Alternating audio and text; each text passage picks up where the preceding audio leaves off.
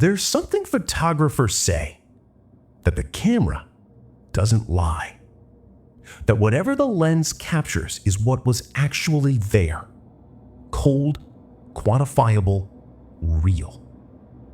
Light striking a sensor. Physics, not poetry. And if something shows up in a photograph, if it's in the frame, then it existed in that place, in that moment. No argument, no interpretation. Proof.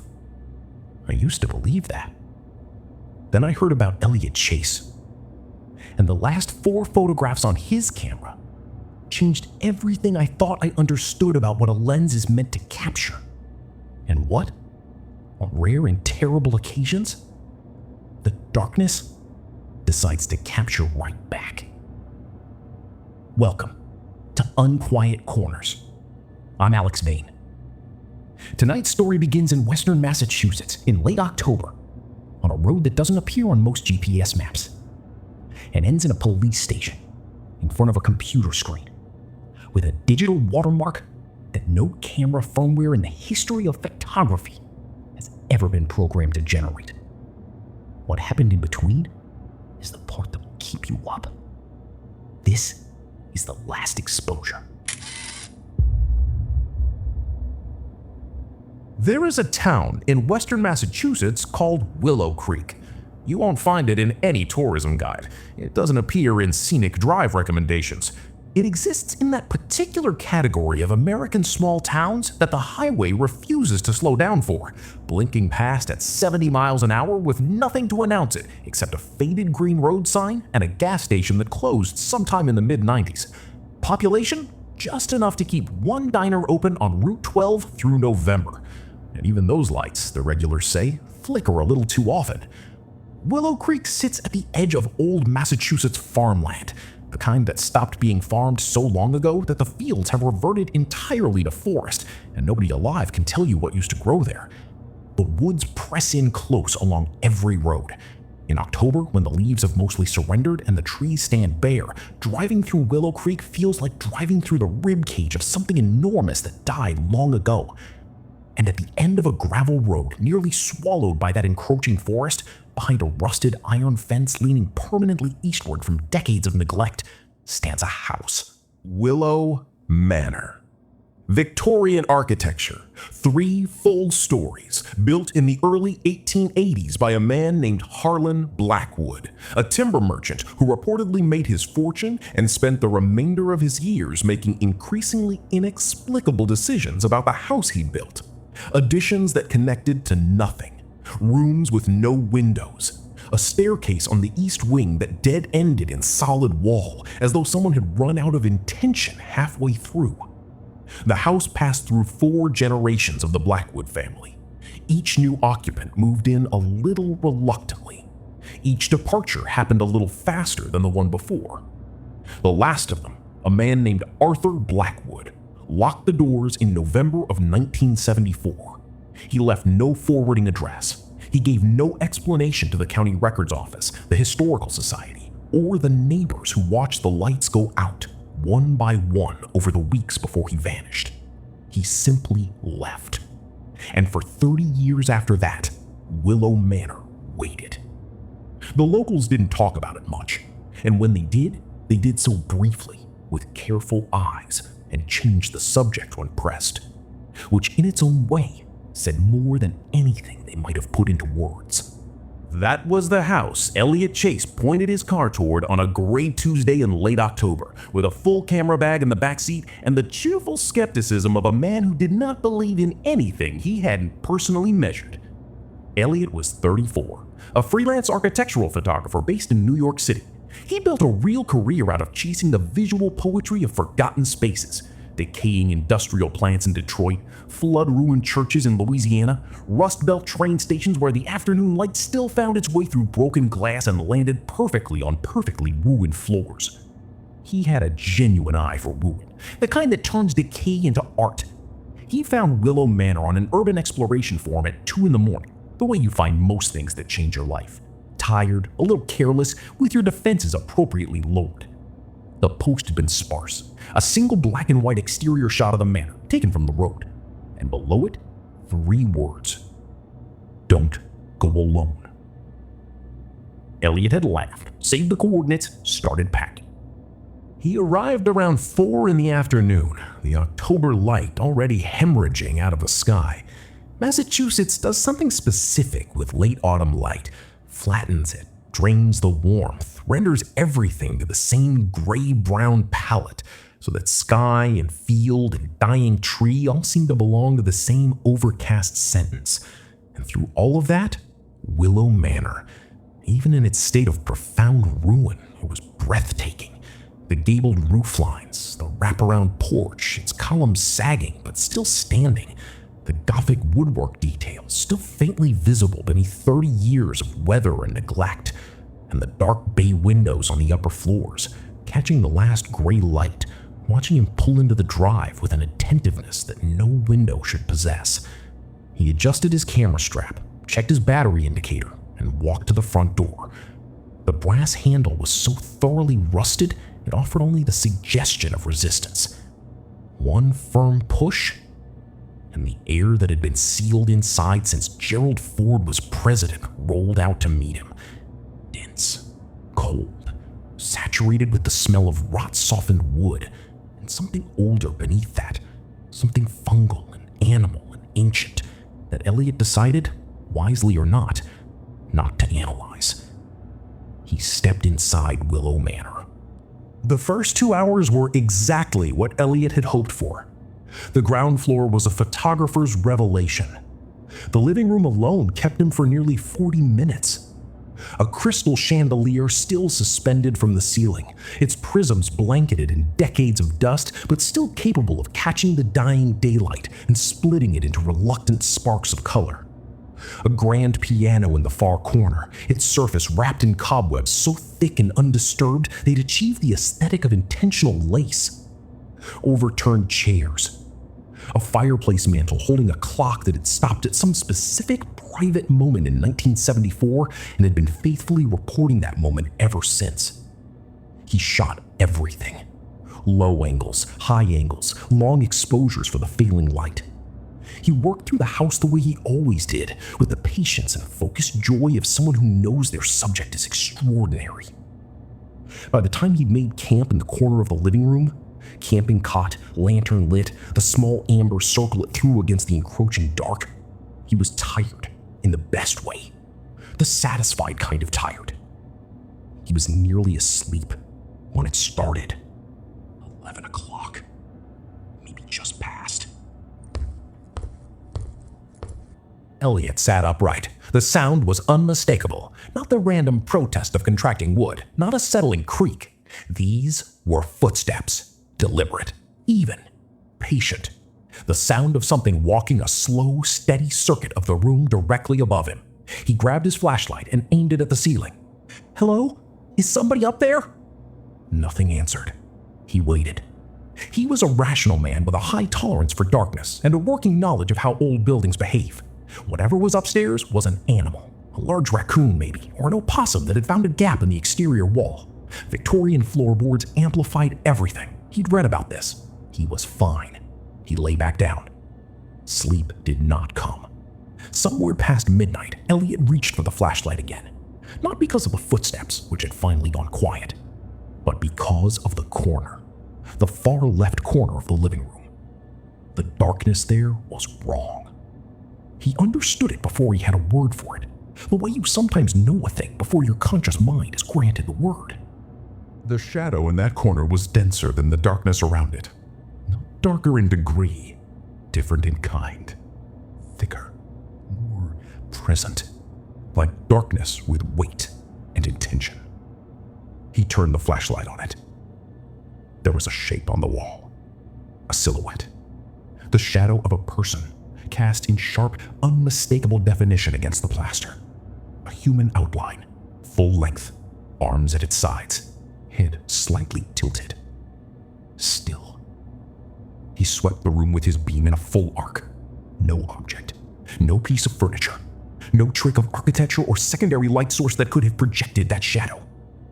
The figure on the wall had no origin, no explanation. It simply existed there, cast against the plaster by nothing at all. And then it moved, slowly, with extraordinary patience. The shape began to drift upward. Not a flicker, not a trick of the flashlight, but a clear, purposeful ascent, climbing the plaster the way smoke climbs a wall, rising with total deliberation toward the crown molding. It stretched as it rose, elongated, became less recognizably human the higher it climbed, until it reached the ceiling, spread across it like a stain, and was gone. The lantern still burned. The room was unchanged in every physical sense, but Elliot Chase now understood in some deep and unreachable part of himself that he was not alone in Willow Manor. He did not close his eyes again that night. Sunrise changed things. It always does. The rational mind floods back in with the light, and the terrors of 3 a.m. lose their sharpest edges. Elliot sat on his cot and ate 2 energy bars and told himself the things rational people tell themselves after bad nights in abandoned houses. Exhaustion, suggestion, a visual cortex under environmental stress, doing exactly where overtaxed visual cortexes do. He'd read studies. He believed in the studies. He wanted to. But curiosity doesn't respond to reason the way fear does. It just keeps pulling. The second-floor corridor was long and dim and completely quiet. The wallpaper had been peeling for so long the strips had curled down like dried skin from a yellowed plaster framework. 5 doors on each side, all of them closed, all of them with that particular quality of closeness that feels chosen rather than accidental. At the end of the hall, the master bedroom. The room was cold. Not the ambient chill of an unheated building. Cold in the specific, localized way that Elliot had noticed last night in the living room. A cold that seemed to originate from inside the walls rather than from outside them. A 4-poster bed dominated the center of the room, its heavy velvet curtains hanging in shreds from the posts, trailing the floor. A tall wardrobe with one door hanging open, a cracked mirror inside reflecting a room that looked somehow worse than the one Elliot was standing in. And in the corner, an oak writing desk, its surface furred with dust that had settled so undisturbed it had become its own geography. He crossed to it. Beneath documents that had fused together with moisture and time, his fingers found leather, a book, small and dark and stiff, the cover cracked in a spiderweb of lines that mapped 3 decades of temperature and damp. He opened it. On the first page, in neat, careful penmanship, property of Arthur Blackwood. He turned pages. Early entries, entirely ordinary. Weather observations, notes about a plumbing problem in the east bathroom, a shopping list, Clara's birthday in March, the children's school plays. The handwriting was precise and practiced. Then the handwriting changed. Somewhere in September of 1974, the letter forms began to deteriorate. By October, they were cramped and uneven, like the letters of someone writing in poor light or with a hand that couldn't be entirely trusted.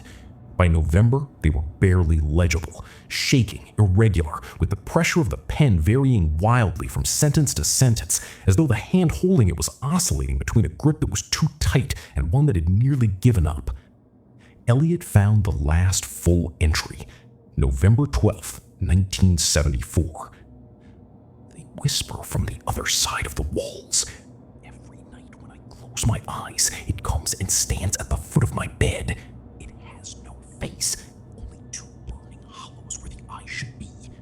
I am taking Clara and the children, and we are leaving tomorrow. We are never coming back. God help whoever comes here after us. The next page had been torn away. What remained was a 1/2-inch strip of paper along the spine, and across it, a stain, dark brownish black, dried a long time ago. Elliot's hands had gone cold. Or perhaps the room had gotten colder. He couldn't determine anymore where the cold was coming from. Why did you come? He spun around. The room was empty, but the temperature had dropped in the single instant between hearing the whisper and turning to face it. Dropped sharply, significantly, in a way that had nothing to do with drafts or architecture or physics. His breath was visible now, short, panicked clouds dispersing into the air. The cold was the kind that settles into the chest, that makes the lungs feel constricted, that makes the body understand, at some level beneath thought, that something is fundamentally, categorically wrong. He did not pack. He grabbed the diary and the camera and he moved. Down the stairs, through the corridor, through the living room, out into the pale October light to where his car sat on the gravel, where everything should have been ordinary. The engine would not start. He tried his phone. He turned in a slow circle, arm extended, watching the signal indicator. No bars. Not one. Not a single bar in any direction. 12 miles back to Route 12. On foot, in this weather, with a storm visibly building over the western hills. He went back inside. The storm arrived the way bad things always arrive. Gradually, then all at once. By full dark, the sky over Willow Creek had committed entirely. Driving rain at the volume of static. Lightning strobing the countryside in stuttering white frames every few minutes. The gravel road outside already running as a stream. The bare trees along the fence line thrashed and bent. Willow Manor rattled on its foundation like a ship taking on water, the windows shaking in their frames, the structure groaning with the accumulated complaint of a house that had endured 30 autumns alone and found this particular one to be the final test of its patience. Inside, Elliot. One lantern. All the doors and windows he could reach latched and barricaded as firmly as the deteriorated hardware allowed. His camera bag within reach. His flashlight in his lap. His back against the wall beside the piano. The corner that offered the widest view of the room and the fewest angles of approach. He watched the lantern flame move in drafts he couldn't account for. Midnight. The house came alive. Not metaphorically. Not atmospherically. With physical, unmistakable, structural sound. The entire second floor erupted, not the patient footsteps of the previous night, but something far beyond that. Furniture thrown against walls, objects struck and shattered. The sound of something enormous tearing through the room above him with systematic fury, dismantling it piece by piece, as though the act of destruction itself was the point. A task that had been deferred for 30 years and was now finally being completed. Elliot pressed himself into the corner, knees locked, both hands white-knuckled, the flashlight in one, the camera strap wound 3 times around the other. And then the living room door. The cold arrived before anything else, a wall of it, immediate, absolute. Not the chill of an October night, but something categorical. The cold of a space that exists outside the ordinary thermal spectrum. The cold that belongs to places where warmth was never present and never will be. It hit Elliot like a physical blow, and the lantern flame went out. Total darkness. Absolute and complete. Outside, the storm threw lightning against the windows every few seconds, brutal staccato illuminations that lit the room in white for a fraction of a second and were immediately consumed by blackness again. In those brief, strobed instants, Elliot could see his overturned cot, the dusty chandelier overhead swaying in the draft, the piano's dark bulk beside him. Empty doorway, empty room. Next flash. Still nothing in the doorway. Then, he switched on the flashlight. The beam cut into the dark. And found it. Standing at the threshold, in the doorway, tall, far beyond the scale of a person, the head nearly brushing the doorframe, the body hunched at the shoulders in a way that suggested a spine configured around a different vertical than the human one. The arms hung long, grotesquely, impossibly long, the hands almost reaching the knees, the knuckles nearly grazing the floor.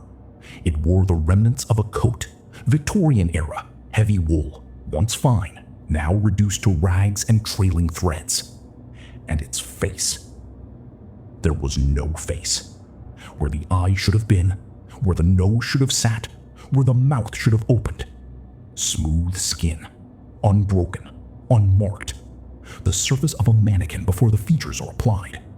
a human face geometry with all the content erased, as though someone had taken everything that makes a face and quietly, methodically removed it. Except for 2 points of red light, burning, pulsing with a faint biological rhythm, fixed on him from within the smooth skin, from behind it, as though they originated somewhere further back than anatomy allowed. Elliot tried to scream.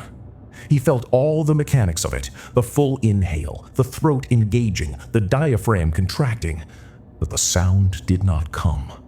Whatever the room had been doing to the air since the lantern went out had apparently included doing something to sound, because what would have been a scream remained a contraction with no release. He stepped backward and hit the piano. A jarring, discordant cluster of keys struck all at once, the resonance ringing through the room. The sound hung in the air, and the figure at the doorway reacted to it. A twitch, a reorientation of those 2 red points of light, and then it moved. Not walking, not running, moving at him in a way that no human skeleton could accommodate. A rapid, skittering, sideways forward lurch that closed the distance between the doorway and the piano in what felt like 2 full seconds, and also like no time at all. The motion of something that had learned to approximate human locomotion, and had gotten several of the key details wrong in ways that were worse than getting all of them wrong. Elliot's right hand found the camera, not thought, reflex, the hand knowing before the mind. He pressed the shutter. The entity staggered backward, physically, visibly. The white burst of the camera's flash hit it like a physical force, and that sound, that layered, horrible, compound sound of many dying things attempting a single voice, tore out of it as it recoiled. The light had reached it. Whatever this thing was, whatever spectrum it inhabited between the living world and wherever else it had its origin, direct, intense light was the thing it had no defense for. The flash hit something in it that had no armor. Elliot moved, arm extended, camera pointed forward like a torch, pressing the shutter as fast as the flash could cycle, almost staccato, rapid, propulsive, backing toward the front door, toward the exit, toward the rain and the road and the real world, where none of this was happening, where this was simply not possible. Locked. Not swollen, not jammed. Locked with the specific, immovable quality of something that has been sealed and intends to remain sealed. He threw himself against it, wrenched the handle, braced his shoulder into the wood. It did not move. The cold returned. It settled on the back of his neck first, focused, directed. The cold of something aimed. Then down his spine. Then the hand. A grip on his right shoulder. Ice that was not the cold of temperature, but of category. Something beyond cold. The cold that exists on the other side of a distinction Elliot had not previously understood needed to exist. It pressed through his jacket, through his shirt, through his skin, through muscle, all the way down to bone. His teeth ached from it. The space behind his eyes ached. The marrow of his arm ached.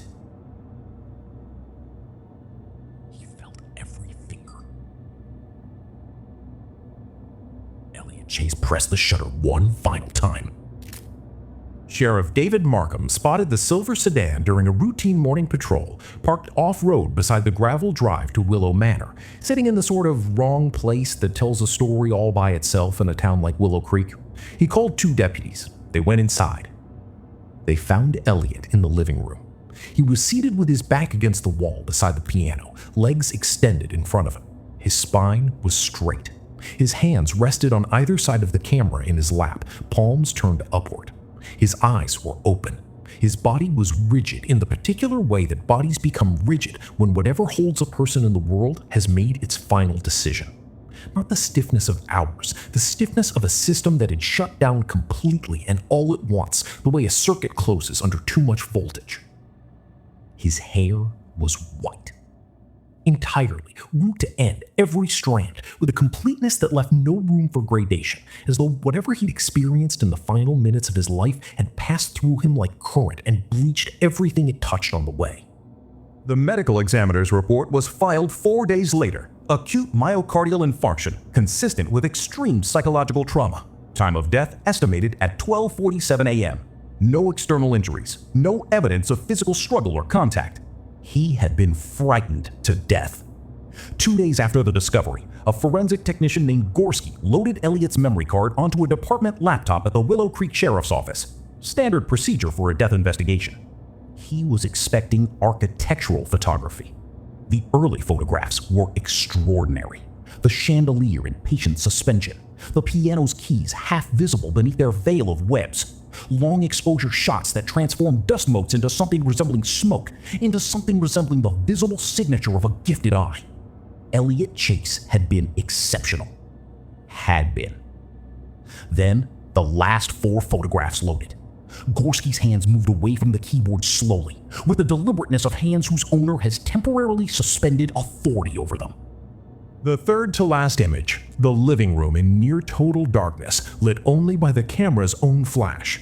In the center of the frame, a shape, near the piano, tall, hunched, arms hanging impossibly long, the face a blank expanse of skin, and from within that smooth surface, 2 points of red light burning outward.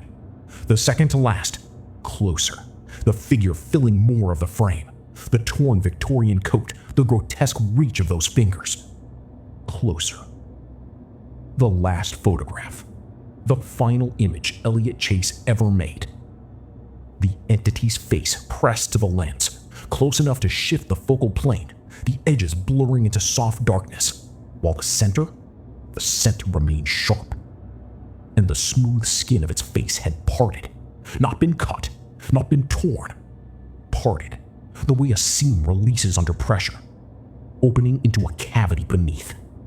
A mouth, wide, purposeful, open with the specific intentionality of something showing you what it is. No teeth, no tongue, no interior anatomy of any kind. Just an aperture opening onto a darkness that did not behave like the inside of anything.